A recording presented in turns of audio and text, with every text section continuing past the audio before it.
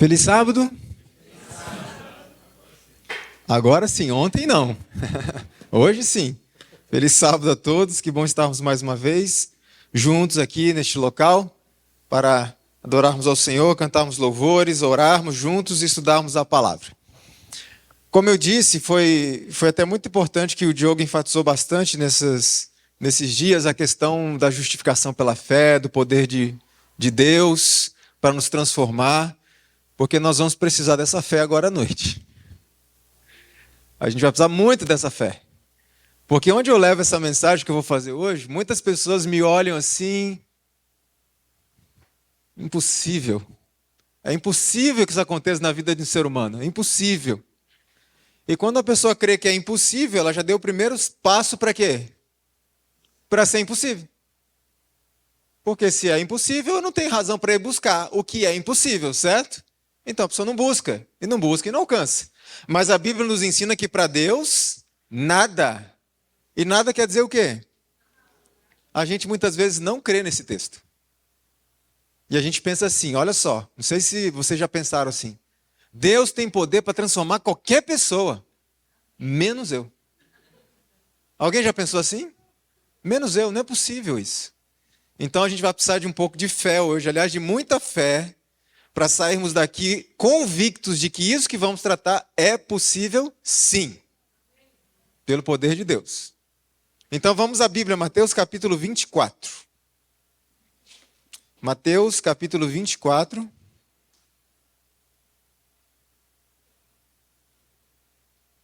E assim que você encontrar, curva a sua fronte. Nós vamos orar mais uma vez pedindo ao Senhor que nos ilumine a mente para podermos entender a mensagem dessa noite. Mateus 24 e 24. Vamos orar.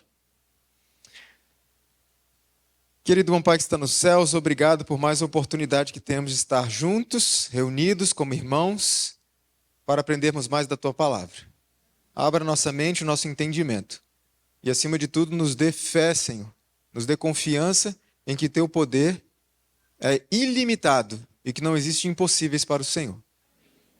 Que possamos sair daqui convictos de que o Senhor pode transformar qualquer pessoa, inclusive a mim. Pedimos e agradecemos em nome de Jesus. Amém. Mateus 24, 24 são palavras do próprio Cristo e ele diz assim: porque surgirão falsos cristos e falsos profetas, e farão tão grandes sinais e prodígios que, se possível fora, enganariam até quem? Até os eleitos, até os escolhidos de Deus. A pergunta que eu faço é, de que tipo de pessoas Cristo está falando aqui? Que tipo de falsos cristos? Que tipo de falsos profetas que Cristo está falando? Alguém conhece essa figura aqui? Esse é um russo chamado Sergei Torop. Ele declarou que ele teve uma visão aos 29 anos de idade e que nessa visão foi relatado a ele que ele é Jesus Cristo que veio a esta terra. Ele chegou a ser preso alguns anos atrás. Um outro personagem agora dos Estados Unidos, Wayne Bent, ele também declarou que era Jesus Cristo que veio. Lá por volta do ano 2000, ele disse: eu sou o Messias que vim para salvar vocês. E ele previu o fim do mundo para 2007. Eu tenho a impressão de que ele errou. Ele previu para 2007. Ele também passou pela prisão no ano de 2008. Outro personagem japonês, Shizuo Matsumoto, ele também disse que era Jesus Cristo que veio. Ele foi acusado de um atentado a bombas no metrô de Tóquio. Ele foi acusado, foi julgado, foi condenado, sentenciado à morte e foi executado. Ele disse que era Jesus Cristo que veio. Agora tem um personagem mais conhecido para nós. O nome dele é Álvaro. Álvaro Tais, mais conhecido como Henri Cristo. Ele também diz que é Jesus Cristo que veio, também passou pela prisão algumas vezes, e ele foi expulso de alguns países onde ele esteve, porque arrumou muita confusão por lá. Eu pergunto a vocês, quando Jesus estava falando de falsos cristos, era disso que ele estava falando? Não. Isso aqui engana alguém? Na verdade, sim, né? Algumas pessoas são enganadas. Por exemplo, Henri Cristo tem as Henrisettes, já viram? Ele é cercado só de mulheres, só discípulas. Então, tem pessoas que seguem essas pessoas. Por exemplo, vocês lembram de um homem que ficou muito famoso no passado chamado Jim Jones? Enganou muita gente, muitas pessoas cometeram suicídio coletivo. E vocês sabiam que Jim Jones saiu da igreja adventista? Ele era um ex-adventista. Abandonou a igreja e fundou aí essa seita e nós vimos qual foi o resultado trágico na vida dessas pessoas.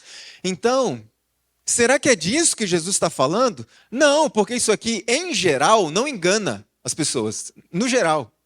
Jesus estava falando de falsos profetas e falsos cristos que fariam grandes o quê? E sinais é o que na Bíblia? Milagres. Grandes sinais e que seriam enganos tão perfeitos que quase enganaria quem? Quase os próprios escolhidos são enganados. Então não é uma coisa tão simples de se identificar, não. Não é isso aqui. Por isso nós precisamos estar muito atentos ao que Jesus estava falando. Agora, dentre esses falsos cristos, qual é o maior de todos que irá se manifestar? Satanás. Ele vai personificar a Cristo, ele vai fingir que é Cristo que veio, não é isso? E muitas pessoas dizem assim, bom, eu tenho que saber identificar. A Bíblia diz que nós encontraremos o Senhor nos ares. Satanás vai andar pela terra, então já não é Jesus. Ok. A Bíblia diz que todo olho o verá. Satanás não vai ser visto por todo mundo ali ao mesmo tempo, então não é Jesus. Pronto, problema resolvido. Sim ou não? Não. Sabe por quê? Vou usar um exemplo aqui e eu vou falar um pouco mais sobre isso amanhã à noite. Quando a gente está assistindo a televisão, a gente sabe quando aquele programa é do diabo? Ou não sabe? A gente sabe que aquele filme é diabólico? Que aquela novela é diabólica? Sabe ou não sabe? Sabe. A pergunta é, por que a gente não troca de canal? Por que a gente não consegue... Eu estou falando da gente, irmãos, no contexto geral, tá? Não estou falando você. Mas por que a gente não consegue abandonar estas coisas sabendo que é de Satanás?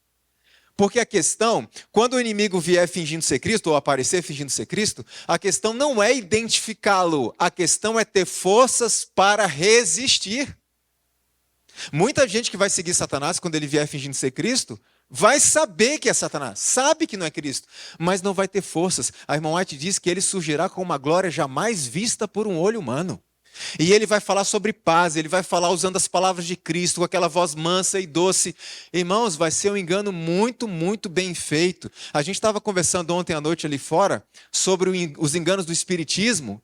Muitas vezes a gente fala, não, isso é tranquilo para nós, a gente sabe que os mortos não vão aparecer, não são mortos. Mas pensa no seguinte, pensa numa mãe que perdeu um filho num trágico acidente de carro. A mãe sofre muito e de repente esse filho aparece para ela. Você acha que é fácil para uma mãe resistir a esse tipo de coisa? Só alicerçado na palavra de Deus, uma mãe vai olhar, entre aspas, para o próprio filho e dizer assim, você é o diabo, você não é meu filho. Tem que ter muita força para isso, sim ou não? Então o inimigo vai surgir com uma glória tremenda e vai fazer um monte de coisa boa, obras de caridade, vai curar pessoas. Então a questão não é saber se é ele ou não, a questão é a gente ter força para resistir a esse poder. Então eu faço uma pergunta, Satanás ele quer erradicar o cristianismo da face da terra? Quer ou não? Não. Por que ele não quer? Porque ele vai aparecer fingindo que é quem? Cristo. E se ele destruir o cristianismo da face da terra, quem vai recebê-lo? Ninguém, se não tem cristianismo. Então Satanás não quer destruir o cristianismo, ele quer corromper o cristianismo. Ele quer criar um novo tipo de cristianismo falso. Porque um falso Cristo, para ser recebido, precisa haver falsos cristãos. Entendeu a matemática?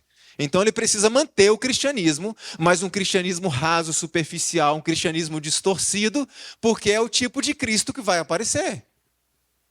Depois virá o Cristo verdadeiro, que virá buscar os cristãos verdadeiros, preparados. Então eu pergunto uma coisa, existe muito falso cristão hoje? Sim ou não? De forma específica, existe muito falso adventista do sétimo dia hoje? E um deles pode ser quem? Essa é a meditação que eu quero propor nessa noite. Um deles pode ser eu. Por isso, o apóstolo Paulo ele dá um conselho, ele escreveu aos Coríntios, e ele disse assim, examinai os vossos irmãos. Não? O que Paulo diz? Examinai-vos a vós mesmos se permaneceis na fé. Provai a vós mesmos. É fácil para nós isso? Não, querem ver uma coisa? Eu morei em São Paulo por 14 anos e passei um bom período procurando emprego naquela cidade. E quando a gente faz entrevistas de emprego, participa de dinâmicas, algo que sempre se repete é o seguinte: o entrevistador fala assim, ó, me fala 5 qualidades suas. A gente fala rapidamente. E se pedir 6, 7, 10, a gente fala. Só que depois ele muda. E ele fala o quê? Me diga 5 defeitos que você tem. É difícil para a gente essa parte ou não é? E aí a gente pega um defeito que na verdade pode ser, eu sou perfeccionista. Irmãos, estou falando perfeccionista no conceito, vocês entenderam qual é o contexto, né? Eu gosto de tudo direitinho, isso aqui é um grande defeito que eu tenho. Oh, que defeito. Então a gente inventa defeitos que na verdade podem ser ou são qualidades. Porque a gente tem muita facilidade de falar das nossas qualidades. E muita dificuldade de reconhecer os nossos defeitos. Mas a gente tem muita dificuldade de reconhecer as qualidades dos outros. E muita facilidade de falar do defeito dos outros. Somos assim ou não? Ou essa luta é só na minha vida? Estou sozinho nisso. Assim somos nós. Então, o apóstolo Paulo diz, eu preciso examinar a mim mesmo. Agora, para examinar a mim mesmo, eu preciso ter um padrão de comparação. Vocês concordam comigo? Eu tenho que ter um padrão de comparação para saber se eu estou bem ou não estou bem. E geralmente, qual é o padrão de comparação que a gente usa? Os outros. Sim ou não? A gente usa os outros. Então eu olho para o meu vizinho, por exemplo, que nem é cristão. O meu vizinho está lá adulterando, está bebendo, está fumando, está indo para as baladas, para as bagunças, para os forrós da vida. Eu não faço nada disso. Logo, eu sou um bom cristão. Sabe qual é o problema dessa postura? O problema é que a gente começa a se comparar com os frios. E quando eu me comparo com o frio, o morno parece o quê? Quente. Não é assim? Então, eu tenho que me comparar com alguém que seja quente. Só tem um. Quem? Jesus. E aí, quando eu me comparo com Jesus, o que acontece com o meu cristianismo? Murcha. Vai murchando. Exatamente. Aí eu percebo que ainda é uma longa caminhada pela frente. Quando eu começo a me achar muito, é porque eu não estou olhando para Cristo. Porque quando eu mantenho os olhos fixos em Cristo, eu vou me sentindo cada vez mais indigno. O apóstolo Paulo diz, olha, a coroa da vida está guardada para mim. Mas ao mesmo tempo ele dizia, eu não julgo que tenha alcançado o alvo de Deus para a minha vida. Então a gente olha para Cristo, a gente vê que tem muito mais a ser feito na nossa vida. Irmãos, eu costumo dizer uma coisa, eu sei que é a luta na vida de todos nós, mas quando a gente começa a fazer o que Paulo pediu, examinar a nossa vida, a gente descobre tanta coisa que precisa ser feito, tanta coisa que precisa melhorar, tanta coisa que precisa vencer, não sobra tempo para vigiar a vida dos outros. E lembre-se, eu não estou falando da síndrome de Caim, tá bom? A síndrome de Caim é aquela, o irmão está em pecado, está em erro. Veja, o paralelo não é totalmente, tá? Abel não estava em pecado nem em erro. Mas a síndrome de Caim é, o irmão está em erro e eu falo assim, por acaso sou eu o guardador do meu irmão? Todo mundo é pecador mesmo, eu não tenho nada a ver com isso. Não é disso que eu estou falando. Vocês entendem a diferença entre você perceber um erro e tentar ajudar o irmão e você vigiar a vida dos outros? É diferente. Então, quando a gente olha para nós, a gente vê, tem muita coisa para ser feito. Não dá tempo de ficar olhando para os outros. E aí, alguns ao examinar o próprio cristianismo dizem assim, eu vou à igreja, eu sou batizado, eu tenho cargo, devolvo dízimo, dou estudos bíblicos, eu levei muitas pessoas ao batismo, eu faço obras de caridade, eu sou vegetariano, eu vivo no campo, eu me visto com decência, não assisto aquelas coisas, não ouço aquelas músicas. É claro que eu sou um cristão. Eu pergunto, essas coisas se manifestam na vida de um cristão? Sim ou não? Claro que sim. Mas eu posso fazer tudo isso e não ser cristão? Posso. Jesus ele vai responder a muitas pessoas assim, Senhor, em teu nome eu fiz isso, e Jesus vai falar, ele vai falar, nunca conheci vocês. Então, essas coisas sim se manifestam na vida de um cristão. Mas eu posso fazer essas coisas e não ser cristão. Então, o que é um cristão? O que caracteriza um verdadeiro cristão? Veja, não é a minha intensa atividade na obra de Deus que me caracteriza como cristão. ainda que o cristão tenha uma intensa atividade na obra de Deus. Vocês entendem essa questão? Não estou falando que não devemos fazer, não é isso. Mas a gente precisa de um padrão melhor para a gente se comparar. E não pode ser o irmão. Tem que ser um padrão sem erro, sem falha, um padrão perfeito. Só tem um, Jesus. Agora, como é que eu posso conhecer a Jesus na prática? Como é que eu posso conhecê-lo na prática? Comparar a minha vida? Convivência. E como é que eu convivo com ele na prática? É sempre na prática. Vai lá. Estudo da palavra. Oração. Você sabe por que existem muitos falsos cristãos que acreditam que são bons cristãos e não sabem que não são? Porque eles não estudam a palavra. O padrão está na palavra. E se eu não estudo a palavra, eu não tenho padrão. Quer dizer, eu vou criar os meus padrões. E os meus padrões são seres humanos, falhos como eu. Então nós precisamos contemplar a Cristo diariamente, para que nós possamos então ser transformados e nos comparar com o modelo que está descrito na palavra de Deus. Agora então, como é que a gente pode reconhecer um falso cristão ou um verdadeiro cristão? Cristo disse assim, olha, aliás, o texto é importante, né? Para compreender a nossa condição, nós precisamos estudar a Bíblia e vigiar em oração, senão a gente não tem um padrão para se comparar. Olha só o que Jesus falou. Você reconhece um falso cristão, um falso Cristo, um falso profeta pelos seus frutos. Logo, você conhece o verdadeiro cristão pelos seus frutos. Faz sentido? Pelos seus frutos. E aí eu pergunto, de que frutos Jesus está falando aqui? Será que Jesus está falando de intensa atividade? Será que Jesus está falando de frutos no sentido de números de batismo, mudança no estilo de vida, mudança no exterior? Ele está falando disso? Também. Porque na vida de um verdadeiro cristão, há uma transformação completa. Não existe essa história de que, não, o que importa é o meu coração, o meu exterior não importa. Não existe isso. Porque o meu exterior é um fruto, o resultado que está no meu coração. A irmã White diz que se o coração for transformado, a vida exterior vai dar um exemplo disso, vai mostrar. Então a transformação exterior, a forma de se vestir, de se alimentar, de tratar os outros, a forma de se comportar, os momentos de lazer, etc., tudo é transformado. Isso também faz parte dos frutos da vida cristã. Mas essencialmente não é disso que Jesus está falando. De que fruto Jesus está falando? E aí vai começar o problema agora. Vai começar o exercício da fé. Gálatas capítulo 5. Vamos ver. Porque, irmãos, eu tenho que dizer uma coisa para vocês e, por favor, não me compreendam mal, tá? Diante do que nós vamos estudar agora, eu vou dizer para vocês que ser vegetariano é fácil. Eu vou dizer para vocês que morar no campo, ir para a África, ser missionário numa tribo de canibais, diante do que vamos estudar é fácil. Eu não estou dizendo que essas coisas são fáceis. Mudar a alimentação, negar o apetite, negar aqueles prazeres carnais, não estou dizendo que é fácil. Eu estou dizendo que comparado com isso aqui, essas coisas são fáceis. E eu tenho que tomar um cuidado para que, reconhecendo essa realidade, eu não comece a fazer reformas na minha vida e usá-las para esconder a verdadeira transformação que precisa ser feita. Certo? Então a transformação tem que acontecer. Mas essencialmente, qual é a transformação? Gálatas capítulo 5, verso 22.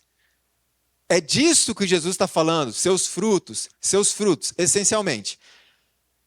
Diz o verso 22, mas o fruto do Espírito é. Peraí, por que a palavra aqui está no singular?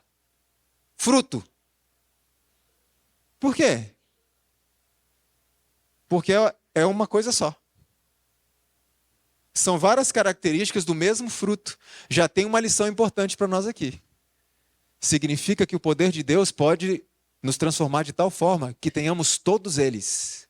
Todos ao mesmo tempo. É um fruto só, com várias características. E aí eu pergunto, qual é o primeiro fruto que aparece aqui? Por que o amor é o primeiro? Porque ele é a base. O apóstolo Paulo diz que eu posso dar até meu corpo para ser queimado. Ou seja, olha só, eu posso ser mártir se não for por amor? Não tem valor nenhum. Então o amor é a base de tudo. É ele que sustenta todos os demais. Por isso que tem que começar com esse. Então vamos a algumas perguntas. Porque Paulo diz, examinai-vos a vós mesmos. Então vamos nos examinar. Eu tenho demonstrado amor às pessoas? Tenho demonstrado amor à minha esposa, ao meu esposo, aos meus filhos, aos meus pais, aos meus irmãos? Eu tenho demonstrado amor aos meus líderes, ao meu pastor, ao meu vizinho, meus colegas de trabalho? Aí eu posso dizer assim, sim, sim, claro que eu demonstro amor a todas essas pessoas. E eu ouço Jesus dizendo assim, muito bem, filho. Eu, porém, vos digo, você tem que ir além. Amai os vossos. Ai, Senhor. Jesus complica as coisas, né? Quando Jesus complica as coisas, ele está dizendo assim para a gente, seu cristianismo é muito superficial. Eu posso fazer muito mais do que isso. Aí, peraí, Jesus está dizendo que eu tenho que amar meus inimigos? Jesus está dizendo que eu tenho que amar aquele meu chefe que atormenta a minha vida no trabalho? Também? Ou ele não precisa? Jesus está falando que eu devo amar aquele meu vizinho que gosta de ouvir funk no último volume do pôr do sol de sexta até o pôr do sol de sábado, daí ele desliga? Tem que amá-lo também? Jesus está falando que eu tenho que amar aquele irmão da igreja que anda falando mal de mim pelas minhas costas também? Também. Disso a gente conclui que amor não é sentimento. Se a gente entender amor como sentimento, a gente nunca vai cumprir as palavras de Cristo. Amor não é sentimento, amor é uma decisão, é um princípio. O verdadeiro amor se manifesta quando ele é oferecido àquele que não merece. É o que Jesus fez por nós. Essa é a essência do verdadeiro amor. Porque Jesus disse, se vocês amam aqueles que amam vocês, os gentios também fazem, os pagãos, os mundanos também fazem. Mas eu digo, vão além, amem os seus inimigos. Isso é possível? Que eu ame uma pessoa que se comporta como meu inimigo? Sim ou não? Pelo poder de Deus, sim, nós temos que crer nisso. Eu vou bater nessa tecla. Temos que crer, a gente não está crendo mais nessas coisas. Quantos aqui já ouviram falar dos anabatistas? Algumas pessoas. Os anabatistas não são tão conhecidos, mas eles viveram a mesma experiência, por exemplo, que os valdenses, que a gente já conhece mais. Eles foram duramente perseguidos. Aliás, os anabatistas vieram bem depois, mas na igreja primitiva, lá no primeiro século, eles eram conhecidos, uma das características principais, sabe o que era? O amor que eles tinham uns pelos outros. A ponto de, por exemplo, o Diogo é uma pessoa muito rica e eu sou uma pessoa muito pobre. Eu não convivo bem com a pobreza, isso me faz sofrer. Mas o Diogo, ele sabe que ele conviveria bem com a pobreza sem problema nenhum. Sabe o que o Diogo faz então? Ele passa a riqueza dele toda para mim. Isso acontecia na igreja primitiva. E ele vivia em pobreza, porque ele sabia que convivia melhor do que eu com a pobreza. Eles eram conhecidos pelo amor que eles tinham uns pelos outros.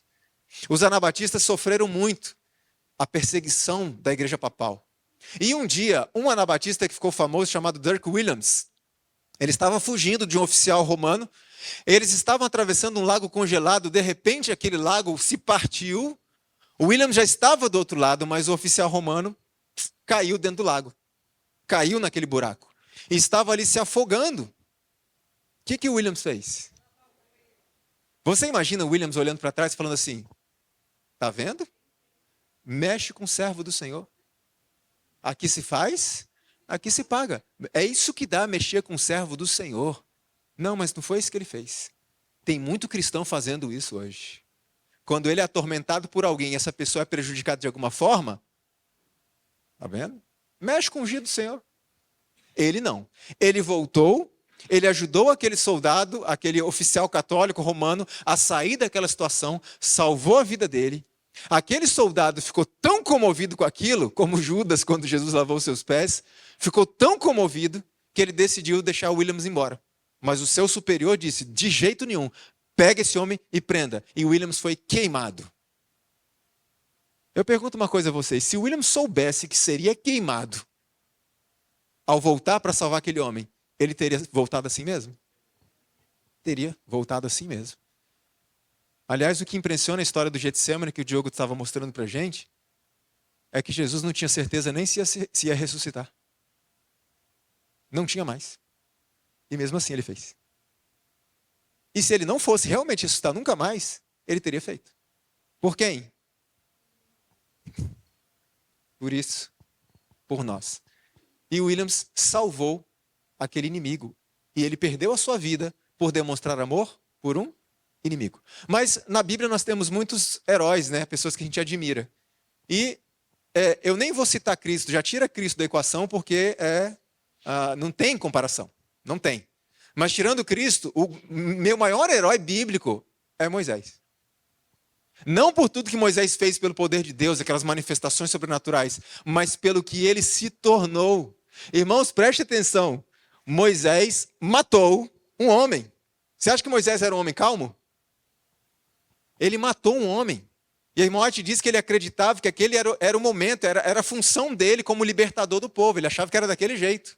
E que estava começando o trabalho dele quando ele matou aquele homem. Mas qual foi o resultado da atuação do Espírito na vida de Moisés? Preste atenção numa coisa. Que tipo de povo Moisés liderava? Que povo chato, difícil, reclamão, murmurava de tudo. Eles viam o mar se abrir, eles viam o fogo descer do céu, eles viam uma nuvem de fogo, uma nuvem de manhã, uma coluna de fogo à noite, o tempo inteiro, e o tempo inteiro reclamando. Será que a gente é muito diferente? Às vezes a gente é meio reclamão das coisas também, né?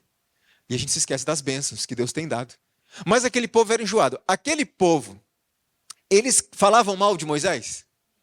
Pelas costas dele? E pela frente também? Aquele povo já quis passar a mão em pedras e matar Moisés a pedradas? Algumas vezes? Sim. Só que um dia, Deus fez uma proposta para Moisés. Moisés, saia da minha frente. Eu vou destruir esse povo. Esse povo se corrompeu de tal forma que não dá mais. Eu vou destruir e eu vou fazer de você uma grande nação. Deus estava falando, vamos conversar tudo de novo. Eu vou matar todo mundo e de você vai vir uma nova geração fiel. Era a oportunidade de Moisés. Era a chance dele de se vingar desse povo chato. E Moisés disse, isso, Senhor, faça mesmo. Eu sou fiel a ti, eles não são. Destrói esse povo. Foi isso que ele disse? O que ele disse? Olha só, essa foi a frase. Risca o meu nome do livro que tens escrito. Certo? O livro da vida. Só que a gente não entende essa frase. Moisés agiu como intercessor. Foi isso? O intercessor é aquele que morre junto com a pessoa ou que morre no lugar da pessoa? No lugar. Então, o que Moisés estava dizendo basicamente a Deus é o seguinte: Senhor, risca o meu nome do livro da vida e no lugar você põe o deles. Moisés está falando assim, Senhor, eu sou fiel ao Senhor, eles não são. Faça o seguinte, pegue a minha fidelidade, atribui a eles e salva-os. E o pecado deles, o Senhor pode atribuir em mim. E me destrói, risca o meu nome. Tira a minha salvação, mas salva eles no meu lugar. Que tipo de povo era esse que Moisés falou essas palavras? Então vamos pensar, por exemplo, naquele irmão da igreja. Aquele irmão enjoado, que vive fofocando de mim, falando mal de mim. É claro, irmãos, para mim pode ser fácil falar, porque vocês imaginam que ninguém me critica, né? Ninguém fala mal de mim, não existe isso. Pense naquele irmão que se comporta como seu inimigo. Você teria coragem de fazer essa proposta para Deus? Senhor, eu não quero a destruição dele. Eu quero a salvação dele, a qualquer custo. Mas se não tiver outro jeito de salvar essa pessoa, faz o seguinte, tira a minha e dá para ele. Isso é amor. Estar disposto a dar a sua salvação para um miserável ímpio que te odeia, que te massacra, para que ele seja salvo. Aliás, eu pergunto uma coisa, foi isso que Jesus fez por nós? Jesus se arriscou a perder a sua divindade. Sabiam disso? Por nossa causa. Ou seja, foi exatamente a proposta que ele fez para o Pai. Senhor, coloca sobre mim a condenação eterna e salva eles. Irmãos, amor não é chamar a turma para fazer um passeio, assistir filme e comer pizza em casa. Isso não é amor.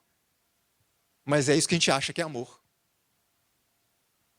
Amor é estar disposto a dar a sua vida, a sua salvação, mais do que a vida temporal, por alguém que não merece, por alguém que te odeia. Olha só, em seu amor por ele, está falando de Moisés. Rogara fosse antes o seu nome riscado do livro da vida, do que se deixassem eles a perecer. Moisés está ensinando a renúncia de si mesmo, ao desejar ser riscado do livro da vida por causa de seus semelhantes, para que eles o quê? Pudessem se salvar. Risca o meu nome, Senhor, e põe o deles. Salva eles, mesmo que o Senhor tenha que tirar a minha salvação e dar para eles. Isso é amor. E eu pergunto, a gente já começa tendo que exercitar muita fé, sim ou não? Isso é possível, esse nível de amor na minha vida? Sim ou não? Sim. E se você não acredita, isso se chama blasfêmia. Porque a Bíblia diz que para Deus, nada é impossível. Mas peraí, Moisés era um homem sujeito às mesmas paixões que nós, sim ou não? Na vida dele, isso foi possível pelo poder de Deus. Por que na minha não? É isso que a gente tem que pensar mais vezes quando a gente estuda a Bíblia. Peraí, mas se Daniel teve uma vida como essa, se Enoque teve uma vida como essa, é o mesmo poder, é o mesmo Deus, por que eu não? Ah, eu fui longe demais. Irmãos, Nabucodonosor foi longe demais e vai estar no céu. Manassés foi longe demais, vai estar no céu. Davi foi longe demais, vai estar no céu. Por que eu não? Vocês estão entendendo qual é o raciocínio? Que o diabo não quer que a gente tenha? Não, é impossível na sua vida. Impossível por quê? Foi possível na vida dessas pessoas, seres humanos como eu. Por que na minha não? A nossa dificuldade é que nós queremos ter o mesmo caráter dessas pessoas sem viver a vida que eles viviam. Como o Diogo falou aqui, alguns falaram sobre a questão de Enoque. A gente tem que imitar a vida dessas pessoas para ter o mesmo resultado. Porque é muita ingenuidade a gente viver uma vida diferente e esperar que os resultados sejam os mesmos deles. Não tem como. Então temos que buscar isso. Bom, eu me demorei um pouco no amor, que é a base de tudo, mas nós vamos mais rápido agora nos outros. Qual é o próximo fruto que aparece depois do amor? Alegria? Alegria? Isso, alegria. Então vem algumas perguntas para a gente meditar, examinar a nós mesmos. Será que eu tenho sido uma pessoa alegre?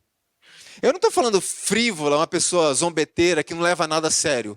Eu estou falando de uma pessoa alegre. Sabe aquela pessoa que chega no ambiente, alegra o ambiente? Ou será que eu sou aquela pessoa que quando chego numa roda de conversa parece que o celular de todo mundo começa a tocar? Dá licença, irmão, eu tenho que atender aqui e todo mundo, porque a minha presença é chata, carrega o ambiente. Eu estou sempre cabisbaixo, carrancudo, reclamando de tudo. Como que eu sou? Reclamo da vida, dos vizinhos, do emprego, do cônjuge, dos filhos, dos irmãos da igreja, do pastor, da própria igreja. Irmão, bom dia! O que tem de bom? Quem sou eu? Será que a minha companhia é deprimente? Se bem que deixemos de lado toda a vaidade, toda a conversação tola, ridícula e zombadora, não devemos tornar-nos insensíveis, antipáticos e insociáveis. Tem cristão antipático hoje em dia? E um deles pode ser eu. Aliás, você sabe qual é o melhor lugar para você medir que tipo de cristão você é? Dentro de casa. Quem me conhece é minha esposa. Eu posso estar aqui pregando para vocês, que bonito, aí olham para mim, o Leandro é um exemplo. Quem me conhece é minha esposa. O lar é o lugar onde a gente manifesta em primeiro lugar esses frutos aqui, para então levar para fora. E Paulo nos convida então a lançar fora toda amargura. Cristão alegre. O cristão é o que mais sofre, irmãos. A gente sofre, a gente chora, a gente fica chateado. Isso é normal. Mas muitas vezes isso é o padrão da vida de um cristão, e não pode ser, porque o cristão tem que ter alegria na vida, mesmo que sofra. Essa é a alegria que Cristo dá para nós, é uma alegria no meio do sofrimento. Isso é possível? Claro que é, principalmente porque a gente tem uma meta lá no futuro. Nossa vida não se resume a isso aqui, e nós estamos esperando por isso. Qual é o próximo fruto depois da alegria?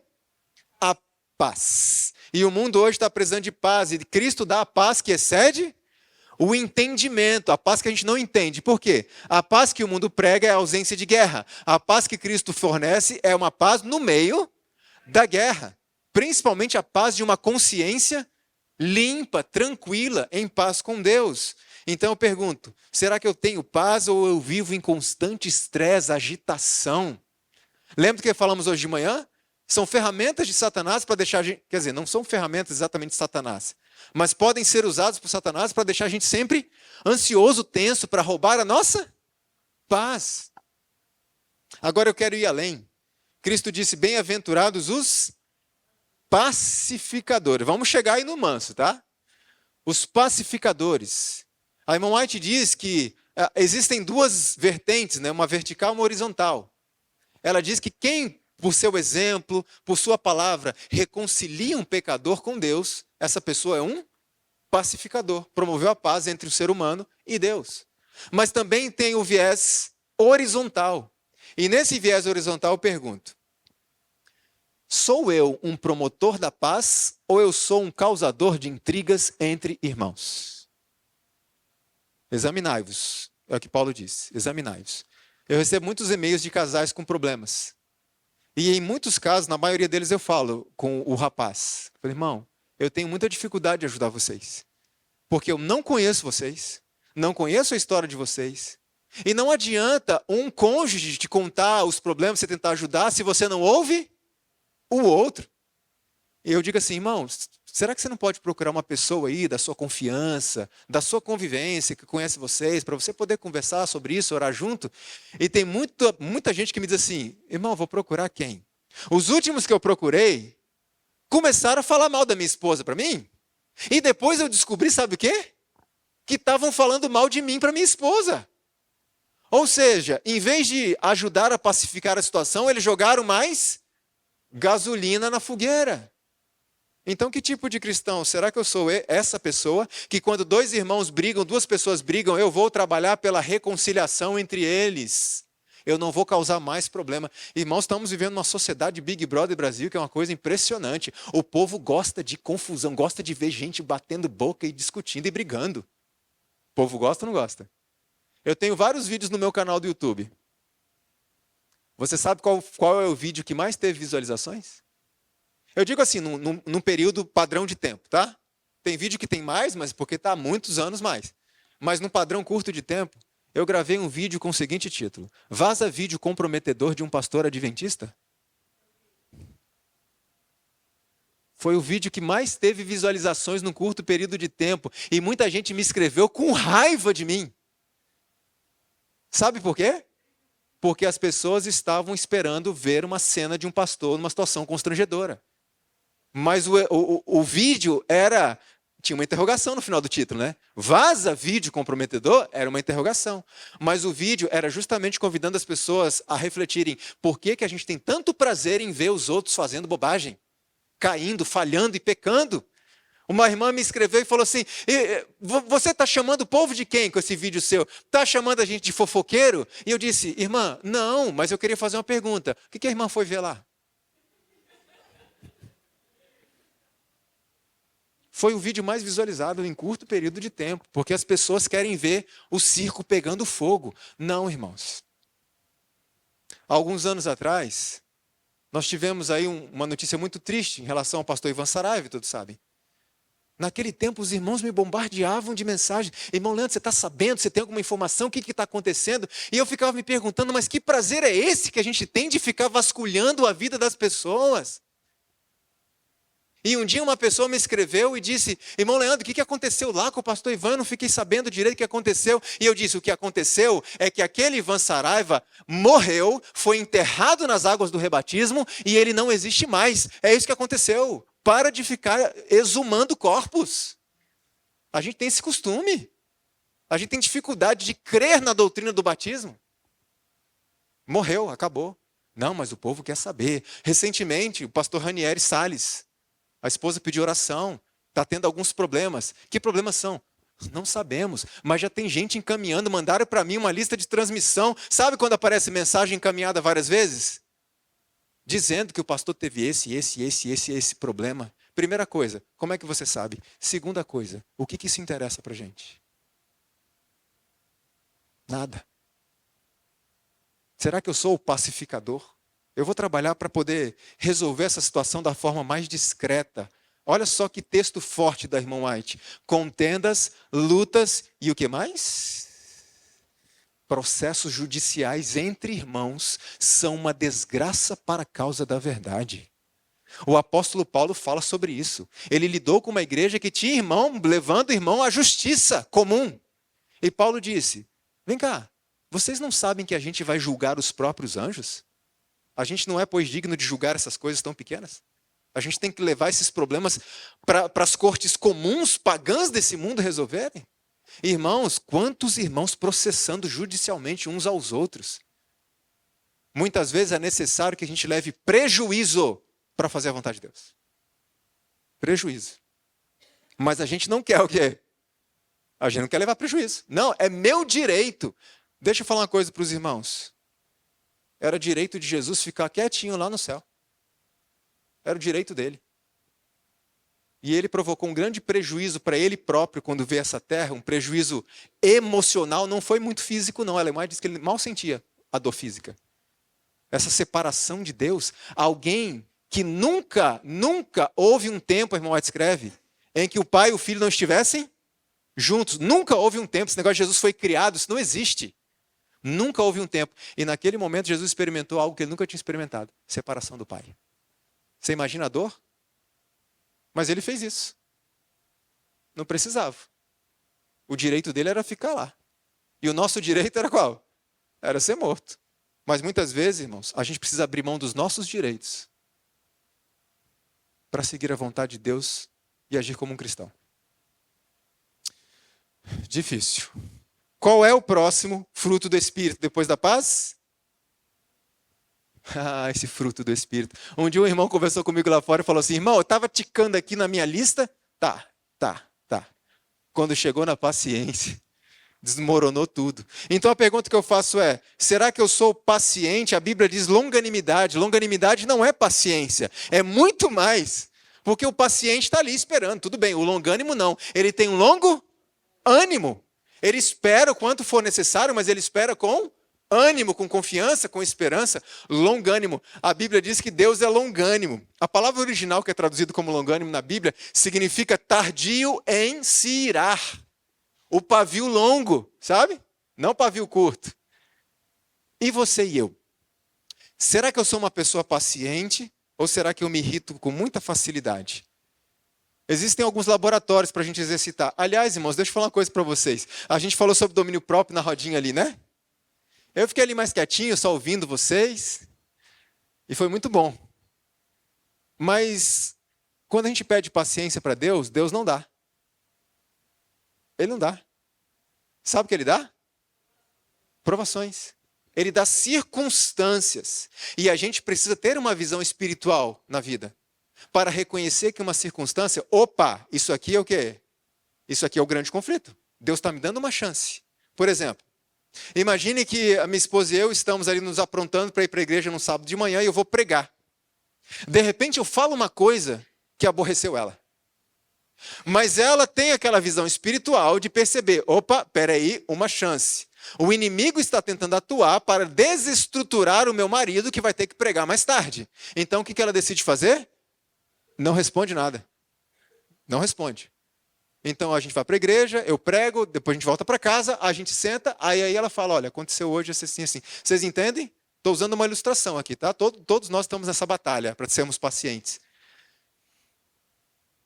E exercitar a paciência. Um laboratório, trânsito. É um bom laboratório? Então você está ali dirigindo, uma pessoa te dá aquela fechada, o que você faz? Opa, Deus está me dando uma oportunidade agora. Senhor, me ajude. E eu nem buzino. Nem buzino. Sabe qual é o principal laboratório? O lar. Porque, irmãos, eu posso ser uma pessoa maravilhosa em todos os lugares, com todo mundo. Mas dentro de casa. Um dia eu ouvi a história de uma garotinha, não sei se é real ou não, mas a lição é importante, que ela dizia assim para o seu pai, papai, vamos morar na igreja?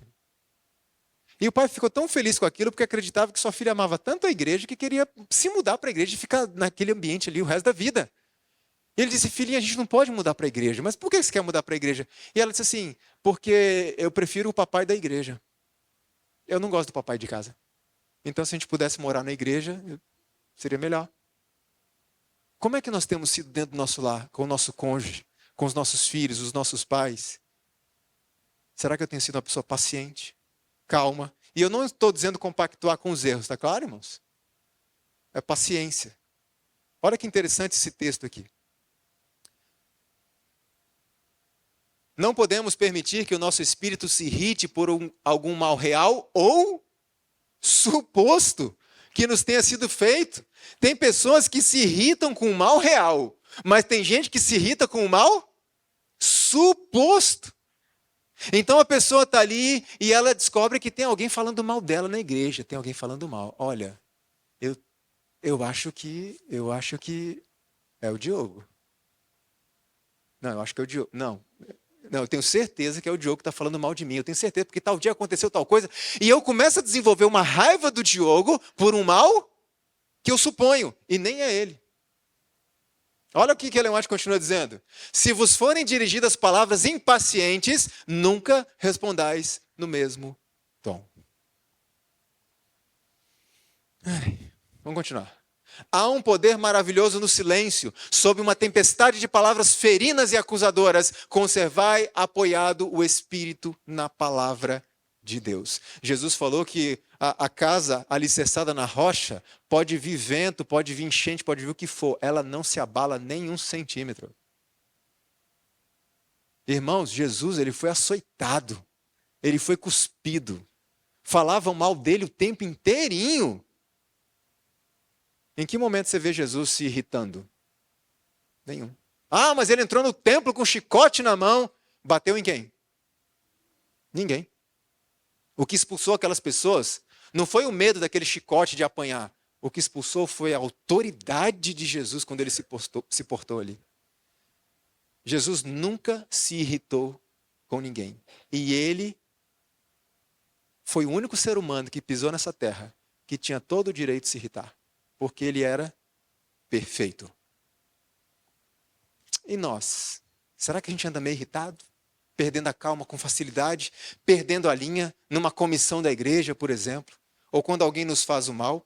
Qual é o próximo fruto do Espírito aqui? Aliás, vamos ler os 2 próximos, né? Que estão alinhados ali. Benignidade e bondade. Então eu sou bondoso, sou compassivo, sou cortês. Tenho sido uma pessoa educada na forma de tratar as pessoas, especialmente dentro de onde? Da minha casa. Educação na casa. Então a família está sentada ali e o esposo diz assim para a esposa: amor, pega essa travessa de arroz aí para mim. A esposa pega e entrega para ele. O marido diz o quê? Deveria. Mas sabe o que alguns acreditam? Não, Leandro, isso é formalidade. A gente está aqui entre família. Não, isso não é formalidade. Isso se chama educação. E a educação começa no lar. E aí muita gente educa os filhos, e quando os filhos crescem, fazem tudo o contrário. Existem N razões para isso, mas uma delas é que o que os pais disseram não era o que os pais faziam. Alguém disse aqui hoje, meu filho não usa celular. Não que a pessoa disse isso, tá? Estava usando um exemplo. A pessoa diz, meu filho não usa o celular, mas o filho cresceu vendo os pais viciados no celular. O que ele está aprendendo? Então, manifestações de bondade, cortesia, por favor, obrigado. É dentro do lar que isso tem que acontecer. E eu não sei porquê, mas dentro do lar é o lugar mais difícil. É ou não é? Porque a gente convive com essas pessoas o tempo inteiro, mas é onde isso tem que acontecer. Quer ver que interessante isso aqui? Mútua bondade e paciência farão do lar um paraíso e atrairão santos anjos para o círculo da família. Mas eles, os anjos, fugirão da casa onde há palavras desagradáveis, rixas e atritos. A ausência de bondade, queixumes, reclamações e ira expulsam Jesus do seu lar. E aí sabe o que acontece? Nesse momento a gente fala assim, o que está acontecendo com essa igreja?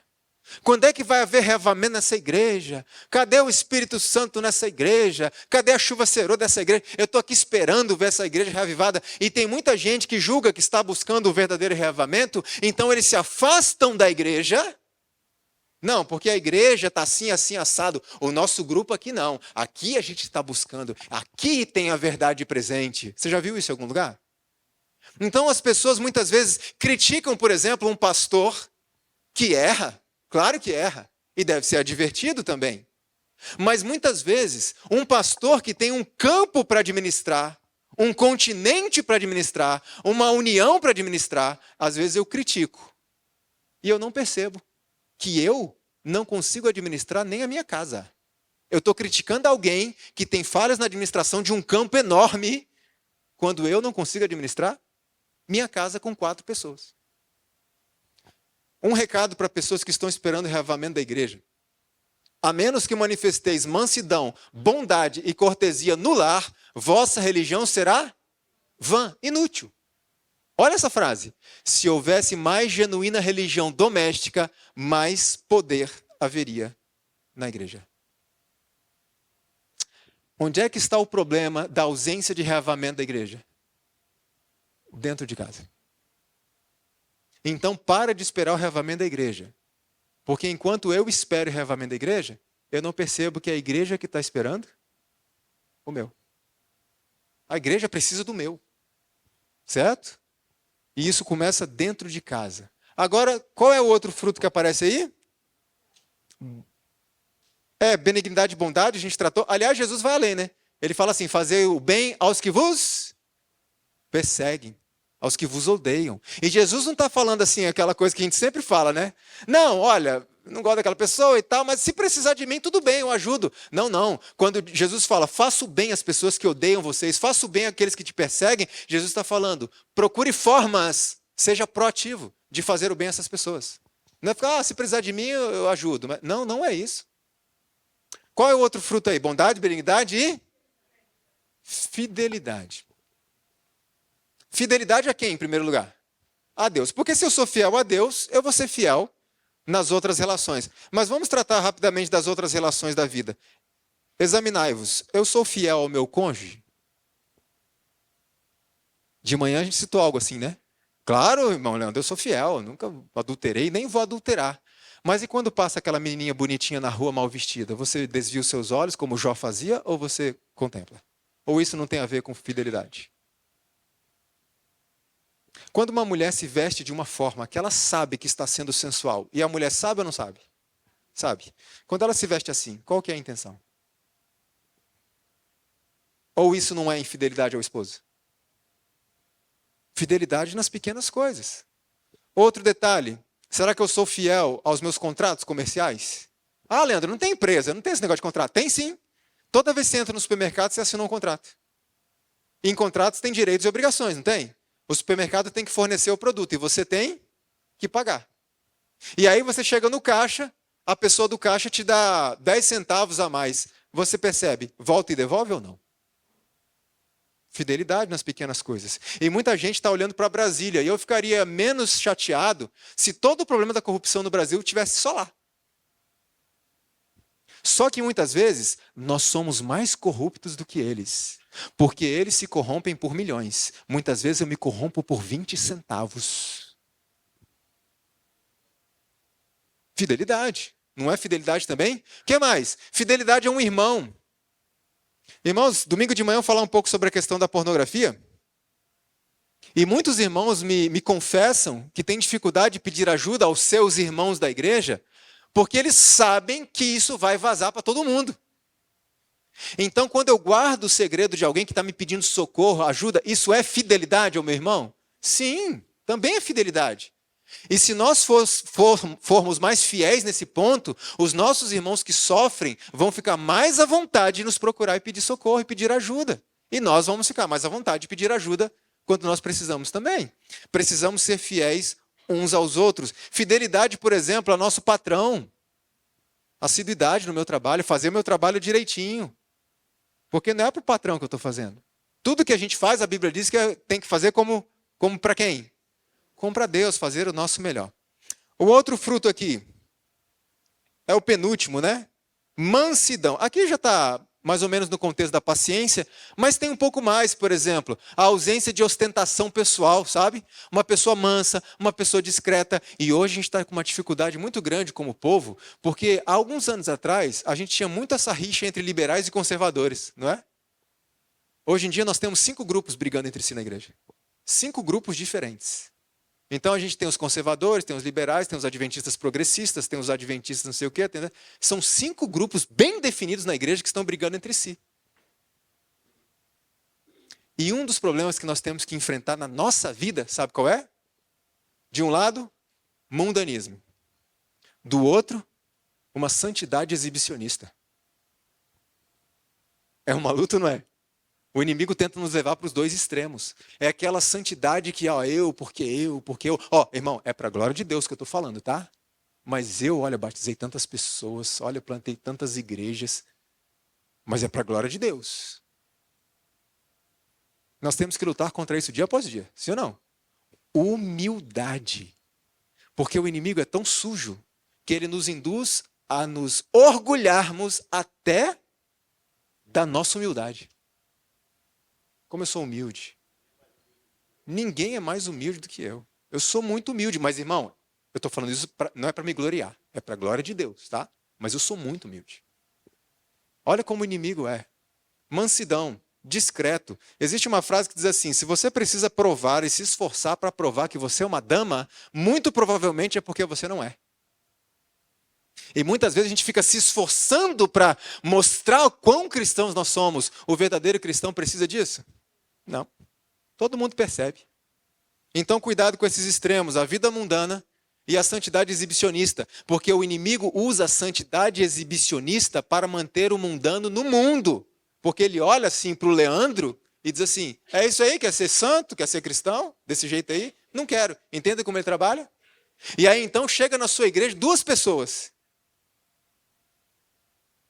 Chega uma pessoa que ele é um vegetariano, vive no campo, se veste com decência, não participa de certas formas de entretenimento aí e tal, mas é uma pessoa muito tranquila, mansa, bondoso, é amoroso com todo mundo, amigo de todos, não fica vigiando ninguém, ele só quer agradar Jesus, é só isso. E então chega o Leandro na sua igreja. O Leandro é arrogante, é grosseiro, ele se acha o tal, mas ele também é vegetariano. Ele também vive no campo.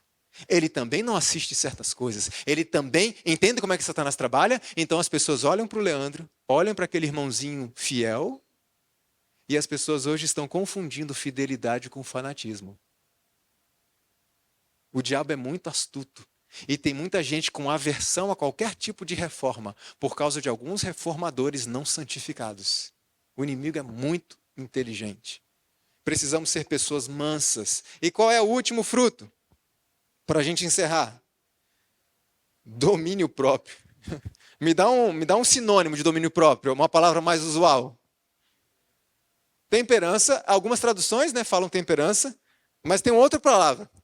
Autocontrole. E a pergunta é, será que eu tenho autocontrole? No sentido assim, eu faço o que eu bem entendo ou eu tenho autocontrole? Eu vou fazer a vontade de Deus, não o que eu quero. Outro exemplo. Eu vou criar uma situação e você vai me dizer se isso é domínio próprio.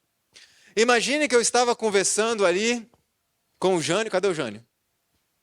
Estava ali conversando com ele, não sei o que aconteceu, a conversa ficou meio acalorada assim. De repente o Jânio me deu um tapa no rosto. Um tapa. Nesse momento, eu respiro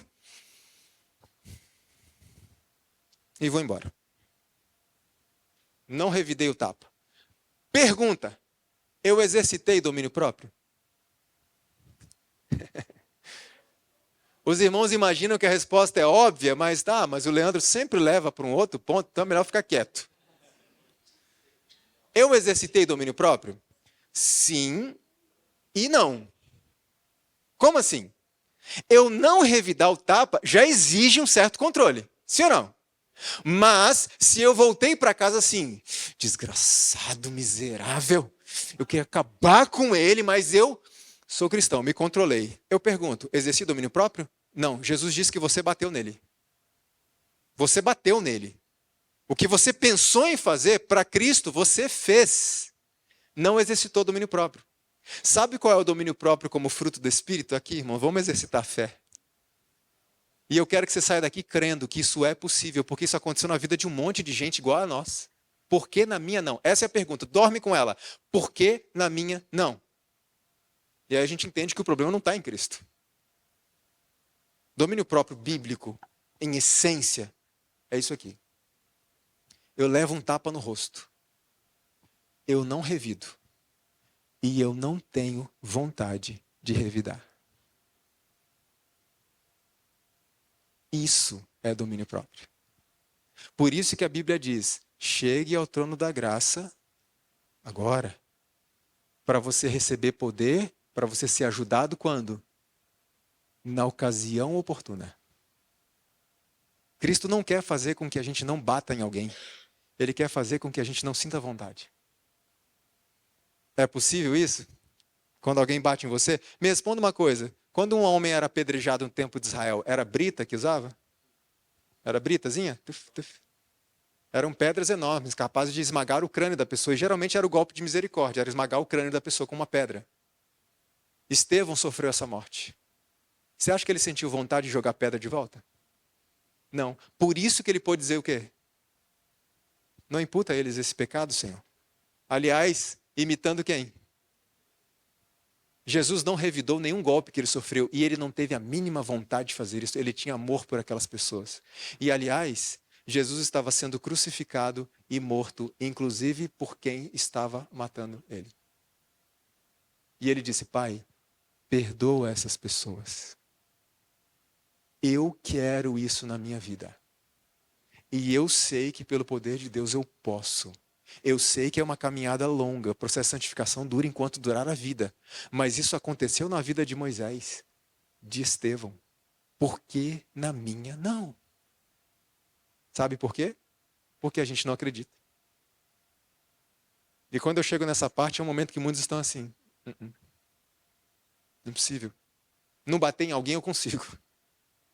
Mas não sentir vontade de esganar um irmão, não dá. Dá. E, irmãos, eu tenho vivido dentro de um laboratório há mais de 10 anos, eu e minha esposa. Como pessoas são cruéis com a gente. Nas palavras.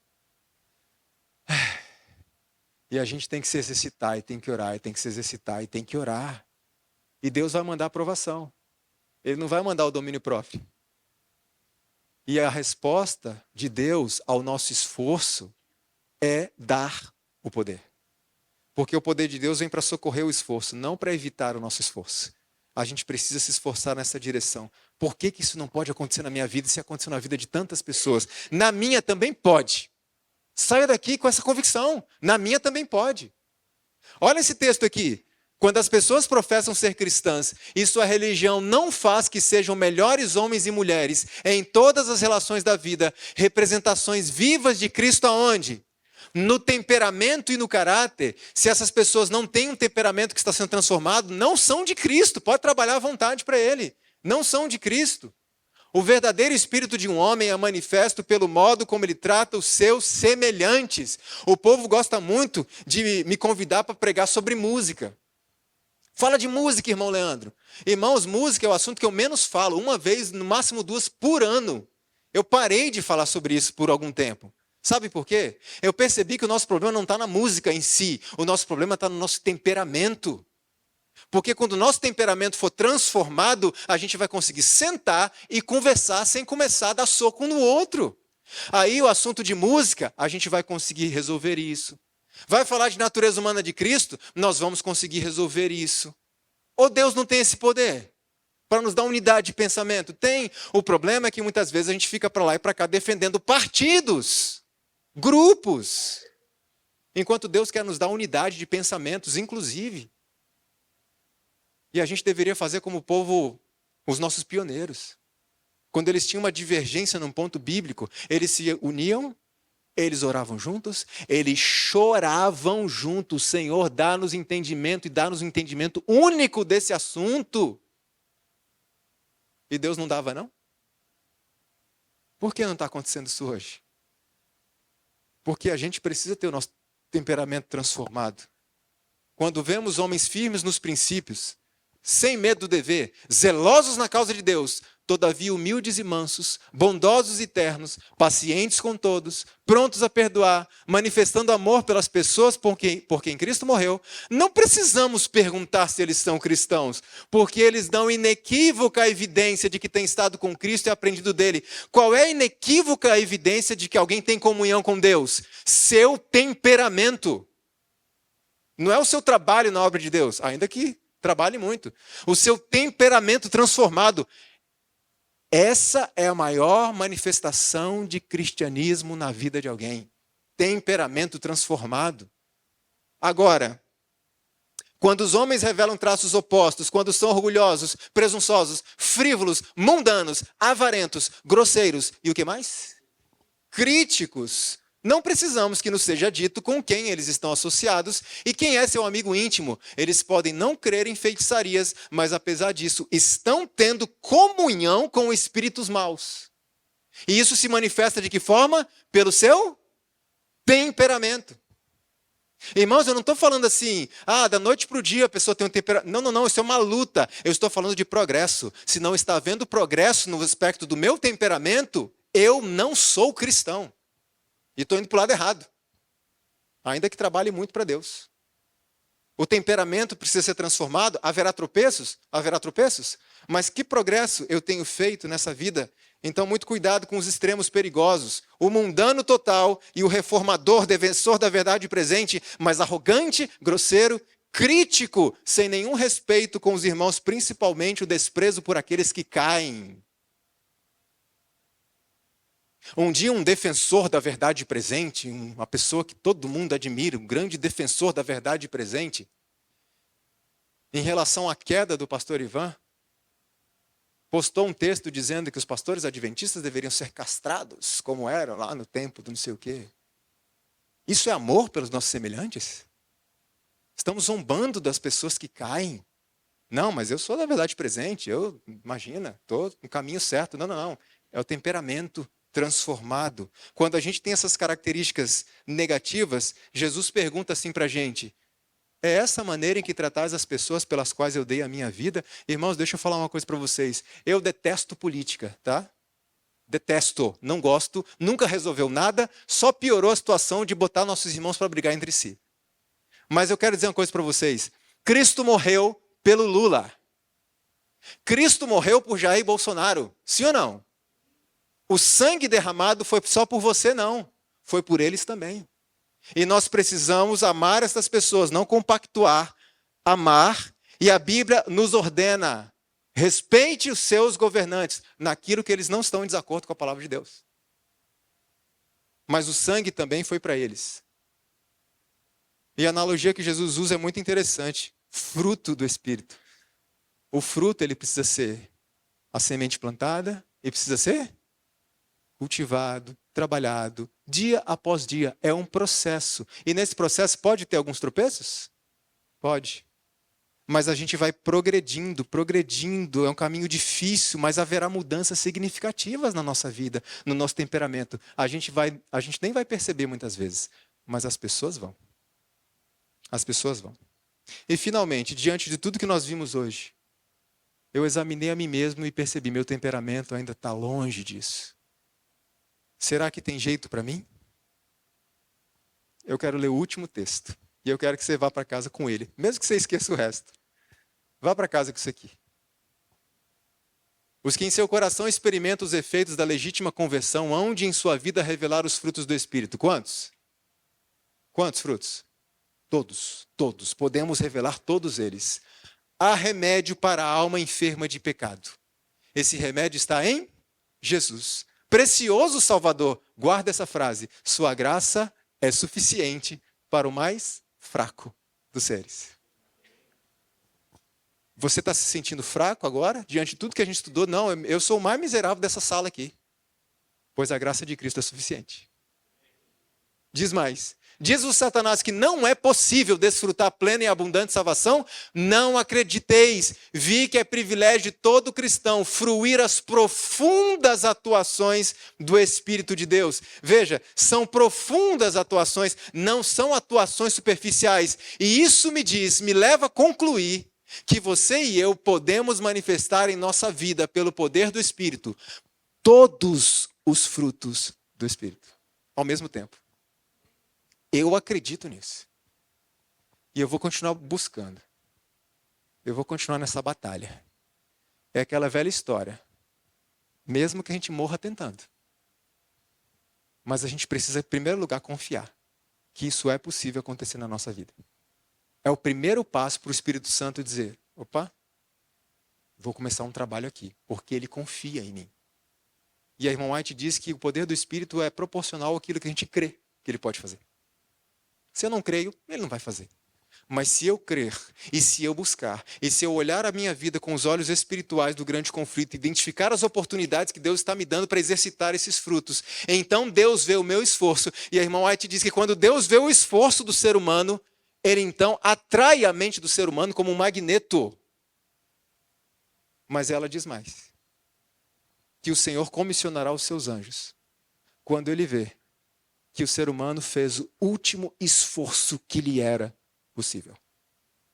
Antes disso, não. Então nós precisamos nos esforçar. Para sermos salvos? Não.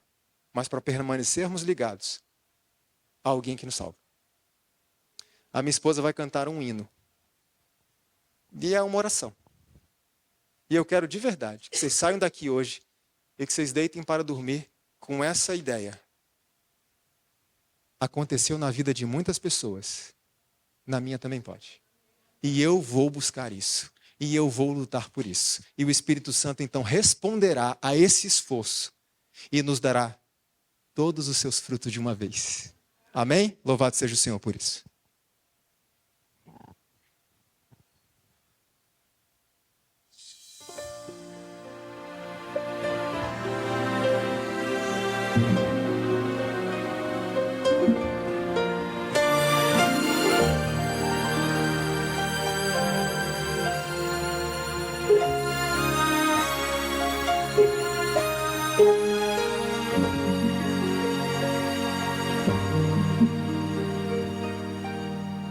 Inexplicável vontade de chorar, vontade de sentir que tenho teu perdão, incontrolável vontade de mudar, vontade de viver a vida em retidão. Eu não consigo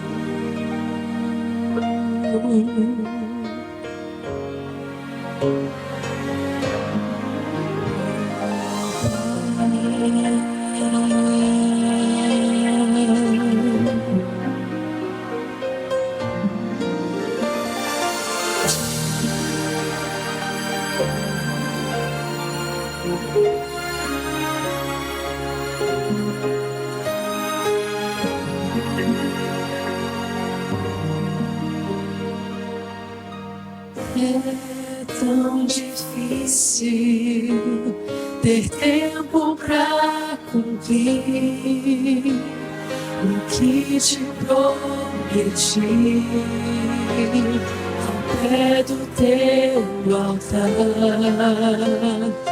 É tão mais fácil se deixar levar, deixar para depois e nunca mais lembrar. Tantas promessas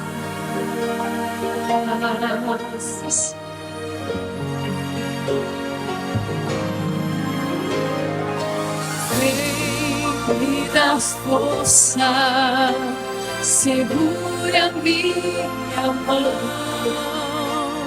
me ajuda a caminhar na tua direção. Eu reconheço a minha posição, preciso me render e depender de ti. Eu me entrego, Senhor.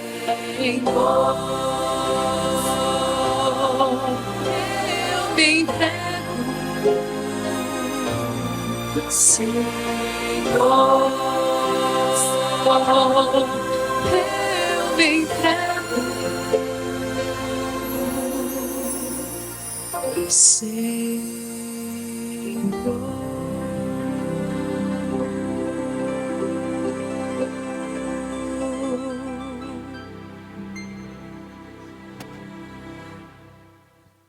Amanhã de manhã nós vamos falar a respeito da dieta que precisamos para que isso se cumpra na nossa vida, essa transformação. Lembra? Carne e sangue. Comer carne e beber sangue. Amanhã nós vamos ver como é que se faz isso na vida prática. E o resultado será exatamente aquilo que o Espírito Santo quer que seja. E Ele é capaz de fazer qualquer coisa. Na vida de qualquer pessoa que permitir. Eu queria convidar os irmãos a juntos nos ajoelharmos para a gente concluir com uma oração.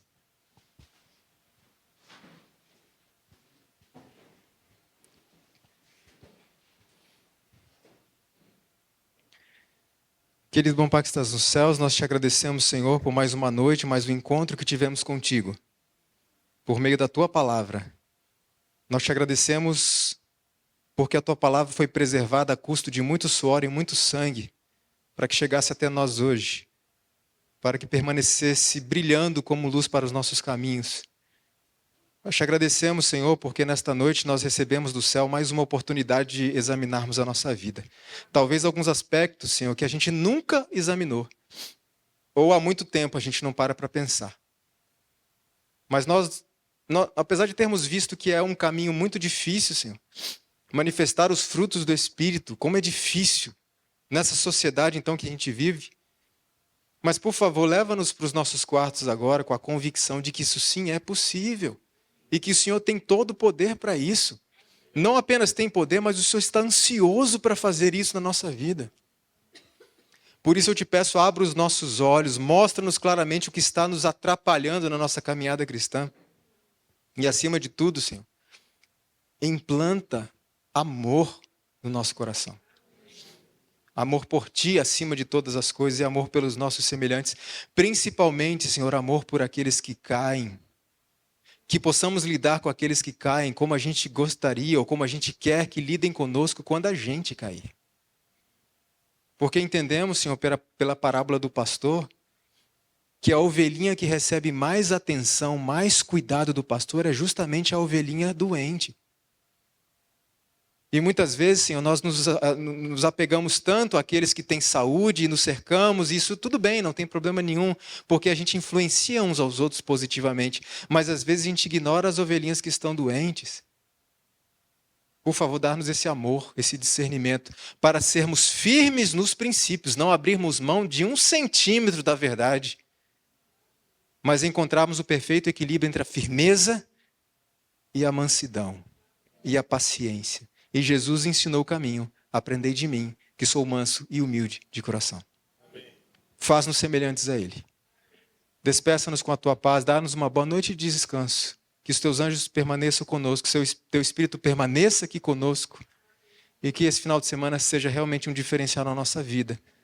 Que tomemos as decisões que precisamos, perseveremos nas decisões. E que a gente possa ver Jesus voltar logo. Pedimos e agradecemos em nome dele, o nosso Senhor e Salvador. Amém.